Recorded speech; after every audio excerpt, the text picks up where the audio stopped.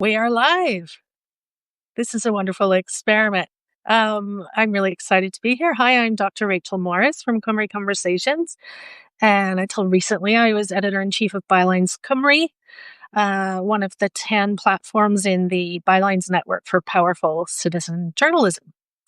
And now I'm starting my own innovative public interest / community journalism project on Substack. And I'm here to talk today with Dr. Dave Beck about that and about his work. Hi, Dave. Could you introduce yourself? And thank you very much for the invitation. My name's Dave Beck, and I'm a lecturer in social policy sociology at the University of Salford. And my work concerns itself with issues of poverty, social insecurity, food bank use. I'm also interested in food geographies as well, but also a new area of universal basic income and working time reduction, 4-day week. I'm really interested in UBI, and I'd love to talk with you. We could add a third guest too at another date about that subject, particularly whether it be useful for Wales. Now, I know that I'm probably a lot more anxious about doing this today than you are, because you are really innovative and adventurous in how you use new media in your work. Could you tell me a little bit about that and how you involve your students in it? Okay, so first of all, I do run I wouldn't say it's a successful YouTube channel. I've not even got 100 followers yet, but I do run a YouTube channel called ThatSociolgist. And the idea of this came out of my own neurodivergence, I think, and wanting to just do something completely different whilst also maintaining a foot in my real job. I wanted to start creating videos of lectures about, sociology, social policy, the stuff that I work on at the University of Salford.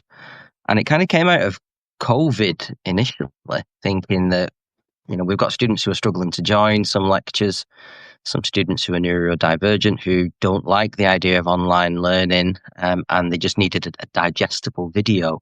So I started to make smaller videos of the recorded lectures that I was doing as a way to share them with students post-lecture, just in case they couldn't join if they were at work. We were in this period where everybody was in lockdown and people had lots of different issues going on in their lives. So I thought, well, I'll create digestible versions of my lectures. And I started to post them on our VLE. Most universities use Blackboard. So I started to post them on VLE. And then we also developed, we also got, Teams, Microsoft Teams became more useful and important. So I started to create more videos on there and share them with students. And then I had this idea that this is great. These students are, effectively paying for this anyway. But I thought there's so much interesting stuff that happens in universities that I wanted to start exploring how we could take this and the work that I was doing, I wanted to do outside of universities. So I open up my lectures through my YouTube channel called ThatSociolgist, where when I have time, I tend to sit for a weekend or two, and I'll write a whole lecture, and I'll create a video that supports it in a script, and I'll just essentially create a YouTube video of a lecture, usually about things that I'm teaching. So whether it's to do with social policy, the basic income, or whether it's to do with the social security system, or whether it's something to do with something that I'm just interested in. So I've started this idea, and that idea has then evolved into creating YouTube shorts about the videos that I've created. But I'm also an amateur photographer, so I've started to create videos about how I create my photography as well. And I live in a wonderful part of the world in Eryri, and I just wander around most weekends when it's nice sunny weather like today, and I'll just walk around with a dog and a camera, and I'll create videos of me creating pictures. So I'd say my academic work has kind of slid into my personal life as well. And I think that's what's really important about my work when I do work on basic income and 4-day week, because, life isn't just about work. Everything we do. I mean, the start of this meeting, I introduced myself as I'm Dave Beck and I'm a lecturer in social policy, but I'm only that for 8 hours a day. For the rest of my life, I'm a dad, I'm a cook, I'm a cleaner, I walk the dog, I take photographs. My life is so much more than my work. So my YouTube work of that sociologist has kind of evolved into everything else that I do as well. And apparently, if I get a decent number of subscribers, I no longer need to work in academia. Could be a multimillionaire. So it is sad. I'm trying to get on there myself because I have 5 Substacks. Someone stop me. One is a kind of salmagundi of art books, creative productivity, travel, photography. So I plateaued at 500 subscribers, and I don't expect to ever get any more because it's just not niche. It's not like the wonderful woman who does a whole Substack just on dumplings. That, yeah, it's really good. And I love them too. If you get niche, you can get bigger, but I'm going to do a video on niche or not on Substack because I think there are pros and cons to both. I have the Acorn magazine, which is about creative renaissance in midlife and older. And then The Bite, which is where my political writing goes when it's too sweary and sarcastic to give to editors of other publications. And now there's this, and I'm about to start a community called Plot Twist, which is for people who, like me, and perhaps you, were diagnosed as neurodivergent in later life and need to kind of re-examine the whole thing through the light of that knowledge, and ideally do it creatively. So I kind of really love Substack, but of course because Substack offers audio and video and all the other ways of communicating, it then takes me into the YouTube, TikTok space. So what would be your number one tip about doing YouTube to your students who want to get on YouTube? What would you tell them? I think consistency, which is something that I struggle with. I think it's probably the neurodivergent me. I will have like a blitz over a weekend where I'll just upload about 6 or 7 videos, and then I won't do anything for weeks and weeks. And I don't think that works really well. So it's something that I need to work on is being consistent. Having niche or not is an interesting concept. I'm definitely wanted to be niche, but ended up being not. But I think I might need to hone in my niche and become more focused on what I'm doing instead of being all over the place with it. That includes the content, but also the timing and the regularity of it all. Yeah, yes, it's definitely a neurodivergent thing. Hyper focus, task paralysis, hyper focus, task paralysis. And of course, when you need to do something consistently, then the resistance to doing that develops. And we need all kinds of weird and complex rituals and systems to get ourselves to do things. But hopefully you can be my buddy in that. We can keep each other on the rails. I'm a great not finisher.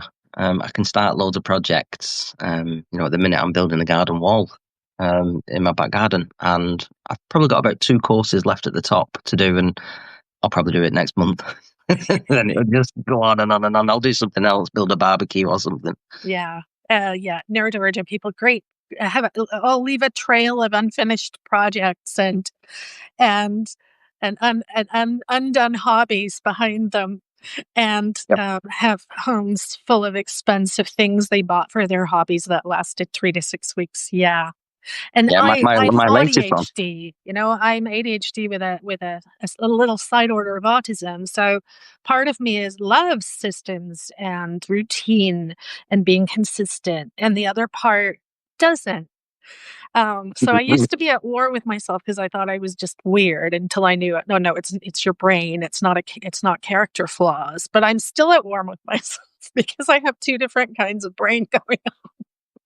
But I don't know, it's an adventure, and it does give, I would never use the term superpowers in relation to this. I actually find it a little bit, it elides all of the complications that come with it. But I do think that my endless creativity, like writer's block, is a mystery to me. Like, how can anyone have that? I have a list of hundreds of ideas to turn into something before I depart this plane. Have you got what I've got? For that. Have you got what I've got? Have you got like a folder full of half-started articles? I'll just put these ideas down now, and I'll come back to it in a few weeks' time. And then I had a look through my articles folder yesterday, and I think I got 12 academic articles that I've started. and haven't gone back to for months. Oh, I feel your pain. How many notebooks do you have, Dave? I don't, oh, I'm completely digital. I try and do everything Okay. on my computer, so no notebooks. Right. See, I am old. So I actually have four Filofax notebooks.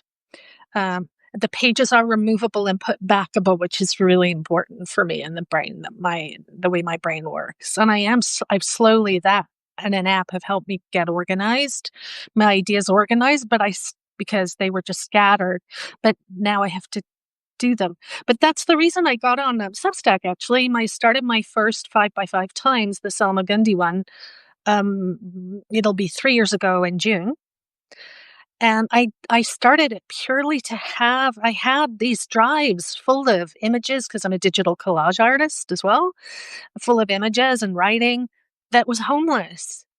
And they were crying out for somewhere to be and to be shared because I keep reading wonderful quotes by philosophers of the last, hundreds to thousands of years saying, you need to share the stuff, the world needs it. And I really believe the world needs it more than ever right now. Art is a form of armor. It's a form of resistance. So I wanted to make sure these things just had a home and people, hopefully someone might notice and like things and feel inspired or comforted or something else. And so it has proved. So that's really helped. I like that idea that you should share this, but I do feel that sometimes we are in an oversharing society when it comes to social media, and people will overshare everything, and they'll create videos about their lives, about them getting up in the morning and what they did that day, and off they go to work and the taxi ride home. And I think that we can run into a difficulty of oversharing, and I think there has to be some, maybe not moderation, but maybe a self-moderation over what people are willing to give away on social media. Mm. I agree. It requires some thoughtfulness. When it comes to, I'm finding an interesting thing. Now, I actually came out as neurodivergent on my first Substack last month, um, and used a lot of memes there's a lot of people are self-diagnosing now through finding neurodivergent memes way too relatable. And Yeah, they maybe. and starting to recognize themselves because I've been on a 3-year waiting list for support with the NHS for 3 years, and it's somehow still 3 years long. So that's one reason I'm starting Plot Twist is we're going to have to DIY this to some extent and help each other out because and we have all these tools that we can use to do that with. But I agree. I do always stop and think, would this actually be of interest to anyone other than me?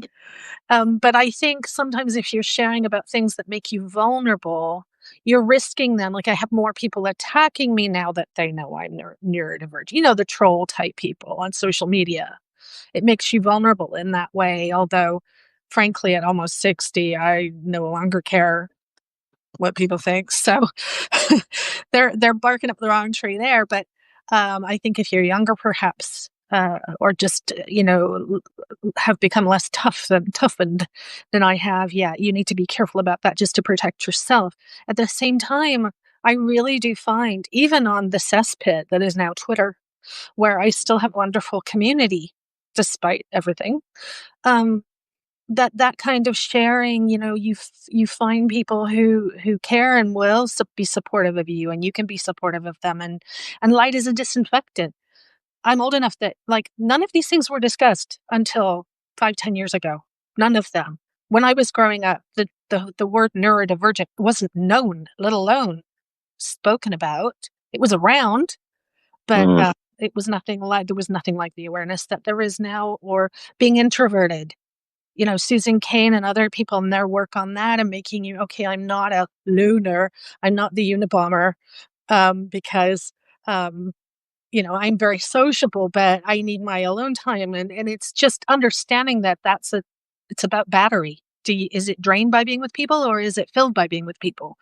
It's that simple, and it's made it more acceptable because it's being talked about. So that's pros and cons, isn't it? Yeah, That's when I was really, when I was younger, the idea of ADHD was it tended to be listed as bad parenting disease. These were just kids who weren't parented well. But right. my dad's got ADHD, diagnosed. My kids, three of them, have been diagnosed with ADHD. I've never been officially diagnosed, but I can definitely see the traits in how my kids behave, who are all old teenagers now.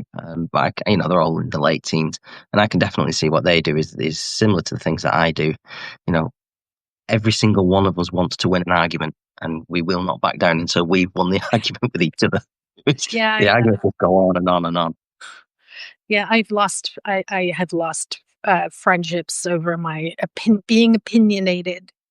And it is partly because I think politics should be discussed because they affect us all. And there are Yeah. people who just don't want to know. Fair enough. But also it's that impulse control thing. There's a sort of intensity to the way I talk about it that I am well aware is very off-putting, but can't always.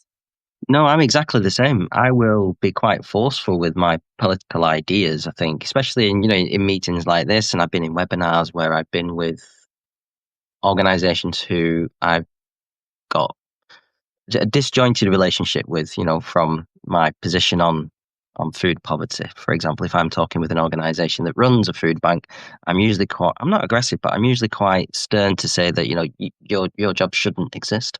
And it tends to not go down very well. Yes. And Yeah, and I I think think it's that's just maybe another thing my way. Yeah. about neurodivergence is that, sorry, interrupting is another symptom of it. And I try not to, but I'm scared, like, I know the thought will vanish if I don't say it. I know you get that. But yes, we're also, and I think the autism is particularly a thing for this, is we're very comfortable pointing to the elephants in the room. And I Mhm. think that's actually got huge value to society, but it can be very uncomfortable for some people. Honestly, I don't think I have autism, so that's something I can't relate to. But ADHD definitely. Yeah.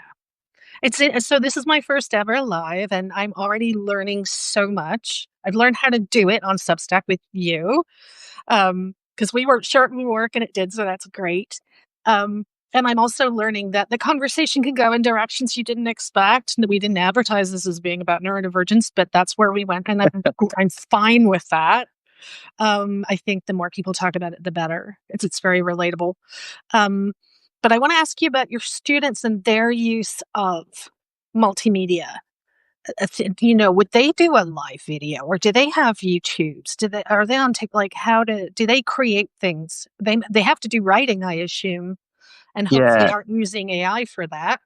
Um, Um, so so AI is definitely presented academia with several hurdles to get. I wouldn't say round. I'd definitely say we have to get over these hurdles because AI isn't going away. We need to understand the implications of AI in terms of written content that, most students do have to write something, and AI does definitely present a problem, but it's not a problem that is ever going to go away. For example, most universities, they actually buy, the package of Microsoft 365, which comes with Word. You'd expect students to use Word, Excel, PowerPoint, Outlook, all the things that come with Microsoft. But that also brings Copilot, which is Microsoft's version of ChatGPT. It uses ChatGPT. It's a large language model, but it's also generative. It'll also generate pictures and whatever it is you ask it to do, it will do it. Now, universities pay for that package, so we can't expect students not to use it like we wouldn't expect them to not use Word. They're paying to be a student, so they have access to all of the tools of Microsoft 365 as well. So we need to understand that. I think students use it more than we in academia believe. I know that people in academia use it. I mean, I use it. If I'm thinking about structuring an article, I may ask, for ideas around what this article should contain, which, 5, 10 years ago, people in my position wouldn't have done. It would have just been from reading and stuff. But now, you know, the internet made things so much easier. AI also now makes things much more easier. I wouldn't say it's a dumbing down. I'd say it's just another tool that we've got. But in terms of our students' use, yes, people who use written assessments have to be more cautious. And I definitely have taken this on board over the past 2 years, where I understand the value of having written content. Students need to be able to show that they can write, and they need to be able to write. Um, but AI will do that for them. So I think a lot of my assessments now, last year and this year coming forward, looking at the new academic year in 2020 and 2025, 26, I'm developing more this type of novel approaches or innovative types of assessments. So I'm asking students to do podcasts with me. Luckily, at the University of Salford, we've got Media City, which where BBC and ITV are, and we've got a really great broadcast media degree as well. And I use the broadcast media degree for my students. We go, like, just last week, we went down to our radio station that we've got, where we've got real students who are really training to be broadcast media students. The training on the mixing desk for radio and things like that. And so we've got a radio station. So I take students into that radio station, and we run. It is like a Viva. I'll give them a question right at the beginning of the academic year. I'll say, look, we're going to do an assessment. It's not going to be a written assessment, but you're going to be addressing these questions. You've got from now up until like week 12 to prepare your answer to these questions. Write yourself down, an essay, and then write yourself down some notes and bring them in, because you're going to speak this to me. It's going to be like, a BBC interview. I'm going to ask you questions about universal credit, for example. That was this year's topic, and you're going to respond. Right. So the Viva will help students demonstrate that depth of knowledge that they've generated over the past, over the module, about how That's they've really understood good. different parts of universal credit. They do know what the questions are going to be, so I will give them questions in advance, and I'll say, like, I'm going to ask you questions about the Universal Credit Journal. I'm going to ask you questions about what happens if people, miss filling in their journal and they get sanctioned. I'm going to ask you about support services that exist locally in the community that would help people when they get sanctioned. So at that point, I want to talk about food banks, I want to talk about And CB. they won't be able to use AI to help them with They that. can't do that because although they know the questions, the response is verbal. They've Yeah, got to sit there with me, like we're doing right now, and I'll ask them questions, and they've got to respond. And they've right. got 15 minutes to respond, and I'm watching the clock. And if they don't meet those 15 minutes, I find some more questions. So they don't know them questions, Mm, and I'll ask them, detailed information about, what do they think could be done to improve people's access to universal credit in the local area. And they've got to really dig deep. So it does show if they've done the research or not. So that was one. I really like Another, your approach to that. There's an article that's doing the rounds in New Yorker magazine, I think. Or New York Magazine, about students in America and their use of AI, and it's really sort of troubling and terrible. And the approach that I'm seeing in a lot of comments is, "Oh, well, we're going to go back to blue book exams." But I really like your approach. I have a lot in common with you on both ends of your life because my dad was a BBC cameraman. He was Welsh. I know I don't sound it, but I am Welsh. And my 5 times great grandparents were copper miners in Eradie. And I'm very jealous that you lived there. I'm conscious we only have about 7 minutes left. So I'm sorry to interrupt your second point. But I just want to very quickly describe my idea of the Cymru Conversations model, which I think is truly innovative, and see if you think it's something your students might benefit from, like you could do a class project on or something like that in the future. So, um, traditional journalism, right? It's top down. There's very little communication between the writers and the readers, effectively, the publishers and if you're lucky, there's moderated comments. That's about it. And then you move into a space like, for example, citizen journalism and other kind of more innovative, like public interest journalism, independent journalism. Communication becomes a little bit more sideways. There's more opportunity for the people who decide it's in the public interest to know, and the people consuming that to have a conversation. But I still find that news is like Tinder. It's like this series of snapshots in space and time that people swipe on, and then that's over and we're on to the next thing. Whereas the issues that it's dealing with are in real life aren't like that. They're not temporary, and we swipe on them. We live with them. There's a continuity to them. There's context to them. There's complexity, and all of that is lost in traditional journalism. And the people consuming it get no say in what it is, or aside from, saying things on social media that they hope people might notice, they don't get a say. Whereas, and as editor in chief of Byline's Cymru, I'm only beginning to realize the extent to which I was a gatekeeper. People asked my permission. It was great in having a platform that people who aren't professional journalists could say what they wanted to say, or share news or events or opinions, but they still had to ask my permission to be able to do that, and then rely on me to process their writing for it to be published. What Substack allows is people can, so Cymru Conversations, I'm calling it a publication, not a publication, and people keep thinking it's a typo, as you did. And that's fair enough, because as far as I'm aware, I'm the only person on the planet using that word. I Googled it. So I'm not a publication per se. I'm a hub for anyone in or of or in love with Wales. To be able to express themselves within the huge now Substack ecosystem. And I will help support and promote their work. And hopefully we will build a constellation of communities in there. Because if people don't want to start a Substack, that's fine. I will publish their work in the main hub. But if they want to start one, I'll help however I can to get them to do that. But it doesn't just have to be individuals. A village could have a Substack, a campaign, a care home. And I'm, iTech classes. I'm picturing a whole world of people who could make use of it. And if they don't feel like writing, or they're not confident writers, they can make audio. They can do a podcast. They can do not live video. They can do this. There's so many different options for people to express themselves just within that ecosystem. And then there's an overwhelming number of ways to communicate within it, from comments and chat to the notes function, which is like Twitter. I've just heard of something. You can have a community space and a letter exchange. I don't even know what those things are yet, but I'm looking into it.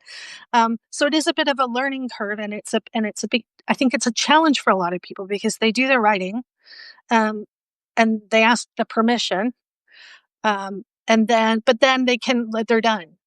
Someone else does all the work, it gets published, and a surprising number of people don't even promote their own articles. It's like they got it off their chest and they're done.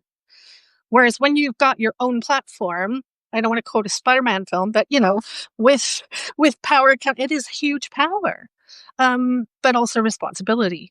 And so I'm hoping to support people and act like a little nerve center and connect people across Wales gradually. It's going to be a very slow thing, and it's hard to explain. I don't think people will really understand it until they can see it working. But I think it's unique, and it is without gatekeepers at all. You are your own gatekeeper, and it is completely egalitarian because it's free. And through subscriptions, people can even hopefully make some money over time if that's one of their aims of having one. Is that something you think your students might make use of? I think my students would make use of it, but we're based in Salford, so I'm not sure if the Cymru part of it would be applicable to my students in Salford. But it is definitely something that I'm really interested in, and I still live in Bangor, and I've got very good links with the University of Bangor, and I know that this is something that they would be definitely interested in, especially the sociology and social policy team there. Okay, that's great. Yeah, I just see it having promise for self-expression for so many people who currently don't. And they might need help with, I don't know, editing or making sure they're avoiding defamation or just building their confidence. And that's fine. Like, coaching's available for that. But once they get used to it, I think the only problem then is if everyone has a Substack, no one has time to read or listen to other people's Substacks. I think that's happened a bit in the podcast world. I think there's an oversaturation problem over time. That's the only issue for me. It's definitely a great concept, and I love the idea of no gatekeepers, the egalitarian approach, and this idea of a publication. And as we spoke about yesterday, the hub becoming also a spoke for other publications as well. Love it. Yeah, I just think the possibilities are endless. It's just going to take time to build it enough that people can truly see that. I think we're out of time. I'm really grateful to the people who joined us today, including Lee Manley, the rugby poet, he and I are going to have another live in the near future. And I'm really grateful for your time today, Dave. I think we could have had a whole other conversation, so perhaps we should do another of these sometimes. But I'm really looking forward to exploring the potential of the publication model with you, with all your incredible knowledge. And let's think about. Thank you, Farrell. Pleasure to host this. I've really enjoyed it. Actually, it wasn't nearly as scary as I thought it might be. So yeah, let's think about maybe doing a UBI one. Definitely. Awesome. Thank you, Dave. Have a wonderful Thank you day. very much And for your thanks time. to everyone who joined in. Bye. Bye.